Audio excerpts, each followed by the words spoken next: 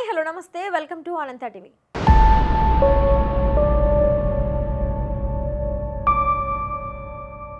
రాష్ట్రంలో కాంగ్రెస్ ప్రభుత్వం కొలువుదీరిన నాటి నుంచి అధికార ప్రతిపక్ష పార్టీల నడుమ పచ్చగడ్డి వేస్తే బగ్గుమనేలా విమర్శల జోరు కొనసాగుతుంది. 10 ఏళ్ల పాలనను ఎండగడుతూ కాంగ్రెస్ బీఆర్ఎస్ పార్టీని వరుస ఆరోపణలతో ఉక్కిరిబిక్కిరి చేస్తోంది.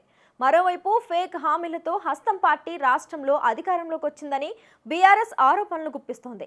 ఈ క్రమంలోనే తెలంగాణ పాలిటిక్స్లో ఆసక్తికర పరిణామం చోటు చేసుకోబోతుంది. తెలంగాణలో ప్రభుత్వం మారిన తర్వాత మొదటిసారి సీఎం రేవంత్ రెడ్డితో పాటు బీఆర్ఎస్ వర్కింగ్ ప్రెసిడెంట్ కేటీఆర్ ఒకే వేదికను పంచుకోబోతున్నారు. సెప్టెంబర్ 21న సుందరయ్య విజ్ఞాన కేంద్రంలో ఇటీవలే కన్నుమూసిన సిపిఎం జాతీయ ప్రధాన కార్యదర్శి సీతారాం ఏచూరి సంస్మరణ సభ నిర్వహిస్తున్నారు. ఈ క్రమంలో సిపిఎం నేతలు సీఎం రేవంత్ రెడ్డితో పాటు కేటీఆర్ను కూడా ఆ సభకు ఆహ్వానించారు. ఈ కార్యక్రమానికి వారిద్దరూ హాజరు కాబోతున్నట్లుగా తెలుస్తుంది. అయితే వారిద్దరూ ఒకే వేదికను పంచుకోబోతున్న తరుణంలో ఇద్దరి మధ్య ఎలాంటి పలకరింపులు ఉండబోతున్నాయనే సర్వత్రా ఆసక్తి నెలకొంది.